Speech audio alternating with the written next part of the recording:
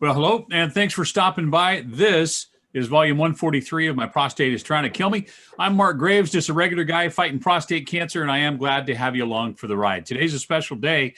We're going to be doing another interview, and this is Marcel Morin, who lives in Canada. We met through Facebook, and he is actually completed watching all of my videos.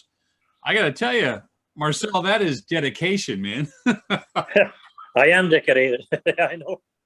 Well, I appreciate you watching all of those, and we've been trying to get together for a while to have our interview, and our schedules have not matched up. So I'm really happy that we're going to finally get a chance to get together. Now, from listening to you, you have quite an accent. I didn't know if you would or not because we've just only spoken over chat. Right.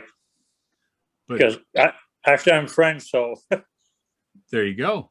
Okay, yeah. So you're on the east side of Canada, right? Yes, I am. Yes. Okay, fantastic. And first off, I always like to cop up to my boo-boos. Yes. Marcel was nice enough to buy a couple of the cancer t-shirts. So we got them all together, got them mailed up there. And he sent me a text, I think it was yesterday or day before. And he says, thanks so much. Love the shirts, but they're a little big. Yeah. So somewhere I've got somebody that's going, wow, these shirts are a little small. Yeah. So we laughed about it. Yeah. I will get you a couple of new ones. Either that, or you could just start eating a bunch of candy bars. They'll fit you in a couple of weeks. Well, that's the thing. Like, I'm trying to lose weight because I didn't feel good because, with your hormones, all that, you gain the weight and all that. And Yeah. I said to my wife this morning, I said, I'm going to have to tell America I'm going to have to gain the weight back because I can't fit in my t-shirts anymore. Well, trust me, it'd be better to stay thin, be healthier for you. Yeah. So, Yeah. just to give everybody an idea of what's going on, what's your age? I'm 67. Okay. And how long ago were you diagnosed with cancer? It was actually in July 2019. Okay. And just kind of run me through it. What made you go get checked? How did you find out about it? Yeah, it's because actually we went to a cross country tour. Me and my wife, we went to Vancouver, across Canada, and I was doing a lot of going to the washroom and peeing, and I couldn't understand why. So how come? It was really bad. Like, it was every 20, 15 minutes, and I couldn't understand why. So it stayed like that. We were in Vancouver for a month, and then we came back, and then my wife gone for a reunion with her. She's a nurse, so she went in St. John's for a week. And the pain I had, I never had pain like that in my whole life. I said, what the heck is it? So when my wife came back, I went to see the doctor, and he says, well, I'll put you on antibiotics. Maybe it's an infection. So we tried that for 2 weeks. It didn't work. So we'll try for another 2 weeks, and that didn't work. So I went back and I said, well, it's not working. So then I went for my PSA. My PSA was 71. So then he sent me to see a specialist, a cancer specialist. He's going to have to go and get, checked out because that's not normal.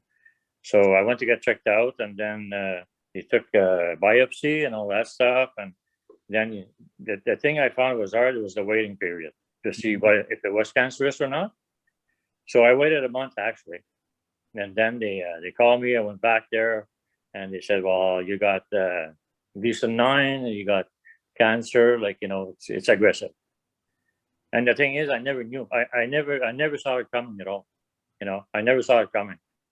And my wife was surprised. She said, because they weren't calling, so I figured, oh, well, maybe it can't be that bad. And when I went, they said, well, no, it's cancer, and it's aggressive. It's Gleason 9. So I was a little bit upset about it, but I said, well, a lot. But I said, what am I supposed? I can't do nothing about it. It's there. So, there's nothing I can do. So then after that, well, on September 2019, that's when I went and my PSA was 71. And I started antibiotic, like I said, for the infection. That didn't work. PSA is still high. So I went for an ultrasound, prostate enlargement, he said. And then in October, I was a referral to a cancer specialist. And that's when I had my biopsy, and they took 12 samples. And positive, so Gleason 9 and 5 + 4, it was aggressive, so it was 9. I waited a long month for results, and on November 2019, the referral was done for radiation. So I had a CT scan, MRI, bone scan, and showing cancer in my spine. So they did the lower spine. I had two, I got a cyberknife in my spine. I had 2 of those.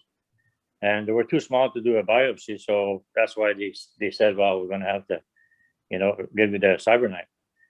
And then they put me on Eligard, hormone shots. That one was 6 months, for 6 months. And then that was in December 2019. And then January 2020, I am on a clinical study trial. So I'm on there. And then on April 2020, that's when I had my CyberKnife. I had two times for the spine and radiation. And then my PSA was down to 2.6 then. Testosterone was 0.5. I'm reading at the same time there, Mark. And in May 2020, they changed me to Zoladex hormone shots every 3 months.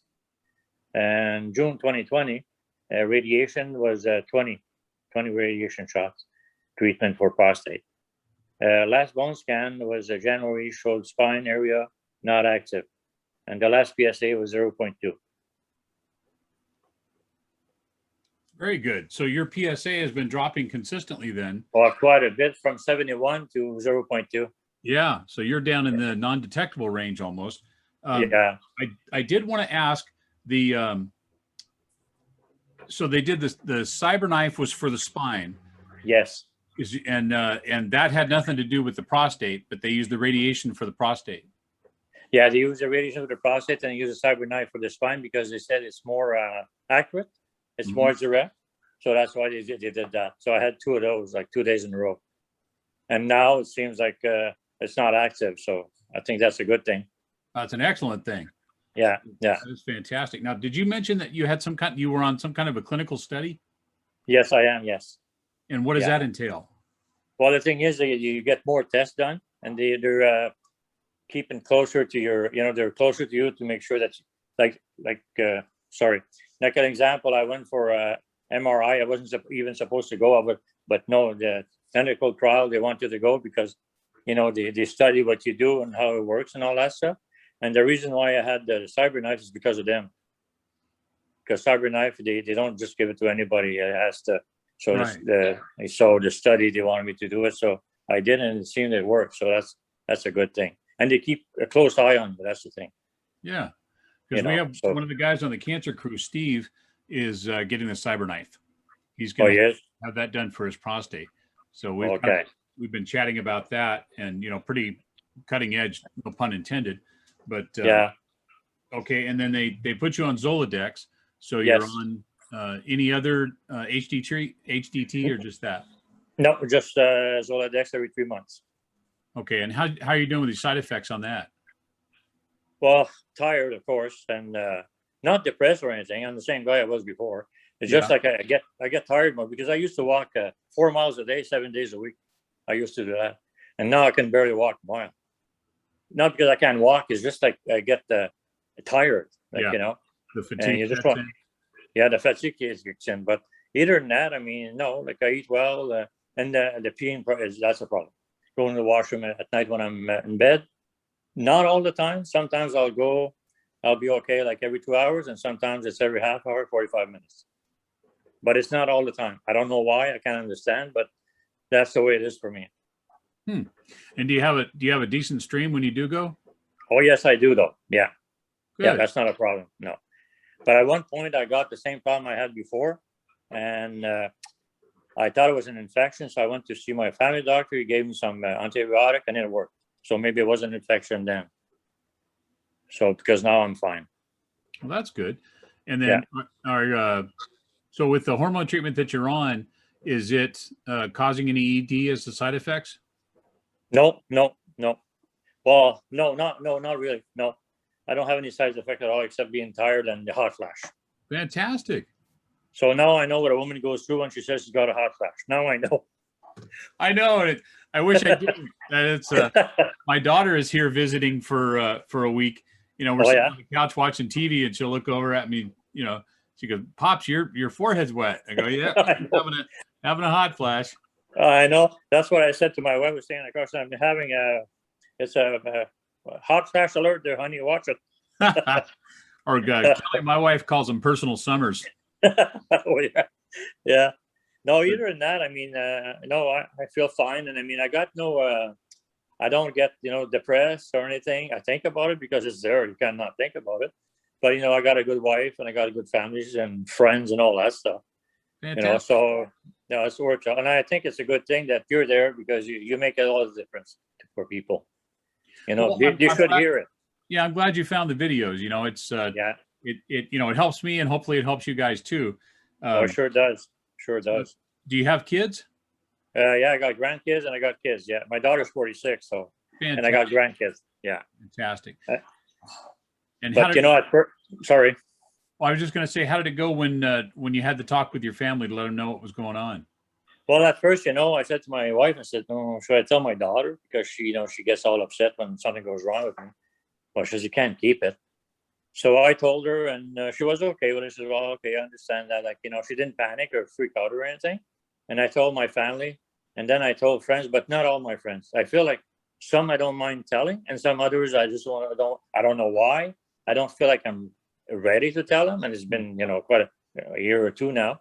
And I just don't feel like I was talking to my friend not too long ago. And so, how's it going? I said, oh, it's going good. I never mentioned. I don't know why. I don't know. It's strange. And Yeah. some others, I don't mind saying it. And some, I just don't want to say nothing. Yep. Completely understandable. And yeah, no rhyme or reason to why it would. I know a lot of guys don't mind telling their buddies, but they have much more trouble telling their families. Oh, really, eh? Me is the other way around. Yeah. Yeah, I was okay with my family. It was just my friends. Yeah. Well, obviously, pretty much everybody I know knows about me because I'm not shy, and I'm doing videos. You're all over YouTube. That's why everybody knows about you. Yeah, they know. But it was interesting because when some of the guys in the cancer crew first found out, they didn't tell anybody for a while. It was just kind of like you got to get a grip on it, get a handle on it, and everything. And for me, I was going through other health issues with my family at the time. Right.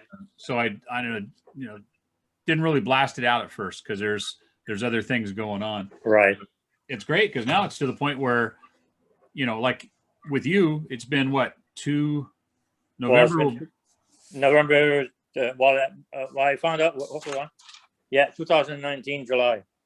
Yeah, so you're looking at like almost 2 years now. And it sucks to say this, but you kind of feel like it becomes a part of your life. It's true. And you don't concentrate on it maybe every day, but it crosses your mind. I mean, you think about it. But, like that. I'm just thinking with you had something I didn't have because mine stayed just with the prostate. So I didn't have the spine. Right. And so that gives you one more thing to worry about is it going to continue to spread? Is it going to go somewhere else? Well, that's the thing. Exactly. Yeah, that's what scared me when he said the spine. I said, oh God, But apparently from what I heard, I'll be on hormone for the rest of my life. So I don't know what that means, the rest of my life. So I have to wait 3 months and get a shot. Well, the shot doesn't hurt anyways. I mean, I'm used to it now, so it doesn't bother me anyway. It's just a fatigue. That's what I don't like. And have they said anything about if you would have to change at any point to a different medication? So far, no. So far, they said I'll be on that for now, and maybe down the road, maybe they will. But so far, no, I'll be on that for now. And they didn't any mention about anything else going on, like changing it or anything. Yeah. Yeah. That's an excellent outcome. It is actually. Now, how often are they going to keep checking your PSA? Every 3 months. Okay. Fantastic. Every 3 months. Yeah. Yeah. That's what we kind of joke about is that we're living our life 3 months at a time. It's true. When you said it, I laughed when I was looking at you. And it's so true. It's 3 months at a time. Yeah, that's right. Yeah. And it's funny because at first, after you have the PSA, you're either up or down a little bit, depending on what the number was. And then you kind of mellow out a little bit. But man, that last week before, like when you go take the blood test and you have to wait, a couple days to get the results, that's when it really starts to kick in. I know. Because you wonder, is it high? Is it low? What is it? Yep. It's nerve wracking. I mean, really, It is. But no, so far, I mean, touch wood, I've been doing good. I mean, like I said, I got fatigue and hot flashes, and I can't do what I used to do. Well, actually, I was just going to tell you a story. We had a house near the water, like but not in Ottawa, but in the East End. And I said to when I found out I had cancer, I said to my wife, I says, nah, I think you're going to sell. The reason why I wanted to sell, because, there's a lot of property to take care of and all that stuff. And I thought about my wife, if something happens, she'll be stuck with all that doing that. And knowing me, and she knows me too, if she's, if she would have kept it, she would have done the grass and do all the stuff that I used to do. But I went out and do it anyways. So we decided, I said, listen, I said, as much as we like it here, we're gonna get a condo. So that's why the reason we bought a condo. That's why I feel better. Something happens, like she doesn't have anything to do. Everything is done for us. And for me, I couldn't be able to do everything over there, cutting the grass, and we had a boat, and we had this, we had that. It was too much, Yeah. And I mean, materials is not very good when you're not around. Yeah, exactly. You think materials a lot, but when you don't have your health, that's you start saying, oh yeah, well, money and material is not all, Yeah, family and friends become, the high point, and your focus That's right. completely. Exactly. So yeah. What were you doing for work before you retired? Oh, I was a head custodian 30 years in the high school in Ottawa. Oh, cool. I did that for 30 years. And then it's funny, when I retired, I retired now, it's going to be 4 years in April. When I retired, I never knew this was coming. But I'm glad I retired I was 64, I think. Yeah, 64 when I retired. I said, I'm retiring now. So I'm glad I did, because I know, you don't know down the road. Even if you're well, you don't know down the road what's going to happen, of course. But, I'm glad I did. And then my wife retired not too long after me. Not, I think a couple of months, she retired too. She was a nurse for 45 years. So she was how do you call that, nurse? There's a real nurse. How do you call that? There's a word for it. I don't have it anyway. So, yeah. So, I mean, no, she retired too. So we do things together. That's why we went to Vancouver, across Canada. And we were going to go to Newfoundland, but then I got sick. So we said, well, we'll wait till you get better. But now with everything going on with the COVID, we can't go nowhere. So, we'll just stay around the house and do things and, go for a ride in the daytime, have a coffee, just to change our minds. All right. So it's, for me, one of the most important things I have is my wife. I mean, she's my number one cheerleader. How about you? I agree with that too. Me too. Yeah, she's my rock. What's her name? Denise. Denise. Yeah. I kind of hard to think of doing this without the wives, huh? I know. But I don't know what I'd do if she wasn't there. She was there even when I went for my radiation. She'd wait in the car for me. Yeah. So every time I went to the hospital for anything, she'd be there. She couldn't come in, of course, because of all this, but she'd stay in the car and wait for me. So that counts for a lot. That's fantastic. It's worth so much. And I know a lot of the guys that watch these videos aren't married, don't have a full-time mate. Right. But everybody that I've talked to has someone in their life, right. that they're able to support. I feel so bad when we're looking at the page on Facebook and you see the guys post up that don't have anybody. I know. And I know. That's why I tell my wife, I don't know how they do it by themselves. It must be hard. Yeah, exactly. So I always pray for them, and, I'll instant message them and talk to them and just let them say, hey, here's my number.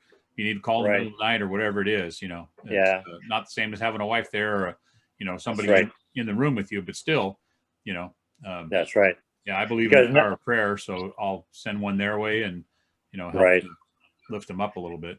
Because now, I've been telling more people, like my friends, like, get checked. And I said, oh, don't need to. I said, that's what I said. Look where I end up. So I said, don't do that. They'll always say, oh, well, no, I don't. It's not going to happen to me. Well, you see, you never know. I didn't know about that either. But the thing is, what I find, Mark, you don't know. That's the problem I find with prostate cancer. It just happens. Yep. It just happens. It's not like smoking cigarettes or, doing something else that you think would give you a specific type of cancer. That's right. I think I've mentioned before on here, I smoked for 35 years, 2 packs a day. And so I thought for sure it'd be lung cancer, that I got. I never thought I would get prostate cancer. Right. But, and it looks like too, some of the articles I'm reading now and some of the stuff that the guys are telling me is you don't have to get the DRE when you go in, to get checked. Cause I think that's where most of the guys draw the lines. Like, hey, I don't want to, for whatever reason, they don't want to go through that. But, the PSA is a blood test. So at least take the PSA, ask your doc, because everybody should be getting an annual checkup. So just say, hey, would you mind throwing a PSA in there and check it out? So, because I mean, like you said, like for me, he said it was aggressive. So he said, it was, you had it for a long time. I said, really? He says, yeah. He said, you must have had it for a long time because it says it's aggressive. It says it's Gleason 9. So what? I didn't know what Gleason 9 meant, but now I know because, listen to you and talk to people and all that stuff, but I didn't know what it was then. But my wife was more surprised than I was. Because for me, when I went to see my specialist and I got home and I started reading more about it on reading more on cancer things and all that. And I said, I don't know, that looks like it is. So I didn't ever said to my wife, I think it is that. I didn't say nothing. I was just keeping it to myself. And when we went, she couldn't believe it. She said, I thought you were okay. I said, no, I had a feeling. Yeah, I just felt it for some reason. I don't know why. Because I guess all the symptoms and all that stuff. I said, well, it's probably what I got. But Mark, it didn't change my life. It changed my life, but it didn't change me. Right. I'm the same guy I was. I'm the same crazy guy I always was. I didn't change. And I don't have any, I don't get mad or anything. I'm the same guy. I didn't change. And they ask me that every time I go for my hormone shot. Did you change? Are you get moody? No moody for me. I said, I'm the same I was before. Well, she says, because some people, they get moody and all that stuff, but not me. And I'm glad I'm that way. And I hope I stay like that. I get up in the morning, I'm still a happy guy I was. And I'm in the daytime, I'm the same guy. I joke like I always did. I never changed. So that's a good thing. That's a positive thing for me. And I think that's my way of dealing with it too, I guess. And I don't, I'll think about it, like you said. We do because it's there. But I don't rule on it all day. Right. It's there. And I said, well, today's another day. And, the way I look at it, Mark, I say, if I don't have a good day tomorrow, tomorrow's another day. Maybe it'll be better. That's the way I look at it. Yep. And that's the way you have to look at it too. Yeah. My daughter's been really pivotal in teaching me a lot of things about self-love and self-realization. And so now when I get up in the morning, before I get a chance to even check myself and see if I'm sore or, how am I feeling today, I just automatically tell myself, hey, I love me and I'm going to make today an awesome day. That's right. And I believe that we have a lot of control over what we can do. And I agree. It's funny because looking back over the videos, I had so many videos where I was so emotionally racked. Right. And I think I was spending way too much time being concerned about the cancer. Right. And now to the point where, like you're saying in our interview, it is what it is. You have it, and you could either let it rule you or you can, just be on the upper side of it and say, hey, I'm still me. That's right. And that's what I am. And like me and my wife, I don't talk about it. Like my wife knows all that. She's all there. But we don't talk about that. No, we don't talk about the cancer. We talk about all different things. And the cancer, no, we don't talk about it. And it's not because we don't want to talk about it, but it's, what's the use of talking about it? Is there. Right. And it's not going to change anything. And then you why get depressed for nothing? It's not worth it. Exactly. For me, So no, I'm glad I'm the same guy. My daughter said, don't change that. You're crazy, but that's where you are and stay that. No, life is too short, and I tell people life, that's the thing why we did that trip. We said life is too short, so let's go. And, it was for a month. Actually, we spent $3,000 in gasoline. I had a truck with a camper on it, but we didn't care. We were there to have fun, and we did. And I really enjoyed it, and I enjoyed it. And I mean, that's when I had the cancer. I didn't even know. Well, I had it before, but I'm telling you, Mark, I had to stop every 20 minutes. I couldn't believe it. I said, what the heck is this? I couldn't believe it. Now I know what it is, but one day at a time. And, every morning I get up, I say, oh, thank you, God, I'm up again and, doing stuff. And, I do my little chores I have to do. And, I do my day thing. But sometimes I get tired, take a little nap, get up, and then I'm fine and start all over again. Fantastic. Well, as long as you're doing that every 3 months, get your PSA check. They'll keep an eye on where it's at for you. That's right. That's right. At least I'll know where I'm going. Yeah. Now, when they checked you and they did the bone scan and everything, that was the only other place they found it was in your spine, right? Yeah, there was nothing else. Okay. There was nothing else, no. And when they said you have it in your spine, and they wanted to do a biopsy, but it was too small. They couldn't. So that's when they decided, well, we're going to do the CyberKnife. So then I went in and they did 2 CyberKnives, 2 days in a row. I think it's an hour or close to an hour anyways. And did 2 of those. And then when I went back for the bone scan, they said they don't see anything anymore. So hopefully it's a good thing, I'm sure. No, it's not active. That's what they say. Yeah. So I guess it worked. but you always worried anyways. I mean, and then I said, holy geez, now I got it in my spine. But I wasn't, going crazy about it. But I said it was a little bit scary. I said, oh God, where's it going to go next? So I said, oh, well, I went for that, and it seems like that worked. And I think being positive helps too. Being positive, I think it helps. That's the way I look at it. Definitely. If you're negative, well, then, you get all depressed and, and no, I'm positive, always is. I always were. And I'm going to keep on being positive as long as I can. That's awesome. Because good energy attracts good energy. If you're negative, you're going to attract negativity in your life. It's true. I agree with that. That's true. It sure is. And how are you feeling, Mark? Talking about me. You know what? I'll tell you, my stock answer has always been, good days, bad days. Right. And I'm on a run of decent days right now. I drove to Vegas or Pahrump, Nevada, which is about 300 miles one way. And I did that one day, picked up my daughter and brought her back, and she's spending some time with me. So those kind of events, I have to recuperate a little bit afterwards, because it's just a lot of energy spent. And, but having my daughter here, she is such a powerful being. I mean, she's just like pure light to me. And so when she's around, it just recharges my batteries, so I feel great. So I'll take her back home tomorrow. So I'll do the round trip again. Yeah. And then I got the weekend coming up. So probably this weekend I'll just crash and, recharge the batteries. But yeah, because I don't think I've done a video this week. No, because I was looking, I didn't see one. Yeah. Well, I knew you were getting your daughter was coming, so I figured that's probably why he's not doing any. Yeah, I just got busy, and and then yesterday we spent some time. Some of the guys in the cancer crew were having real down days, and so we spent time, some three-way phone calls and that kind of stuff. Right. And so even to the most well-adjusted guys, it happens. It was funny because I was talking to my daughter, and I said, the weird part for me is I didn't have it anywhere else. It was just my prostate. Right. But now, if I get a pain like somewhere else in my body, the first thing I think of is, oh crap, did the cancer move? I know. Is it somewhere else? Yeah. And I just try to, no, I'm not going to even think about that. Yeah. So how often are they going to do a bone scan on you? I don't know. Like now I had one. I can't remember what's the last bone scan. It was in June. So I don't know. No, not in June. A couple of months back, it was in June. So I had a bone scan. That's when they told me that everything was fine. So I don't know. Like I just go by, they call me, say, okay, you're going for a bone scan and CT scan and all that stuff. So I don't really know. But I know, like I said, the last bone scan was good, but that could change, I'm sure. But hopefully it's not changing. But I don't know about that. Like, when I'm going to go back again for a bone scan. Yeah.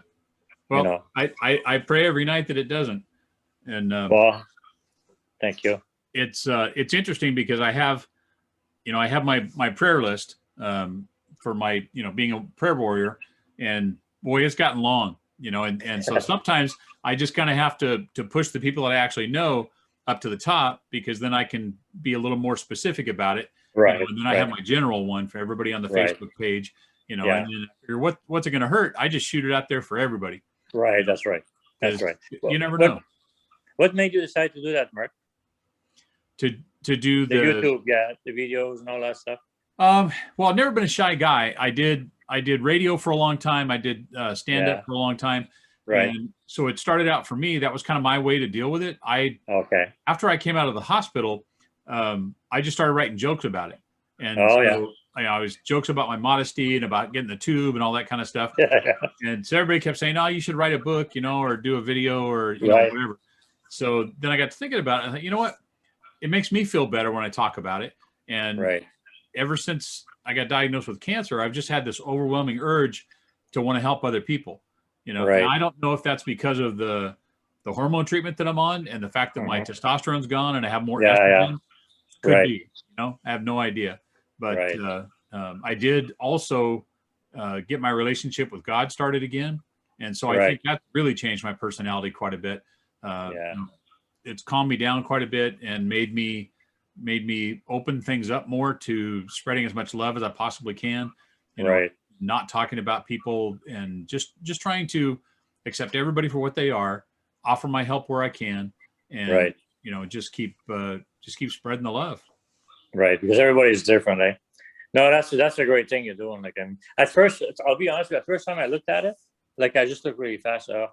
I passed, and then like about a week after I started, I said, no, I'm going to watch them all now. It was, you know, I got interested in it and make a lot of sense what you said, and you know, you were talking to other people, and I said, well, that's a good thing. I said, that's great, that's great. And this way, the way you're doing it, well, you know, it brings it out so people can see.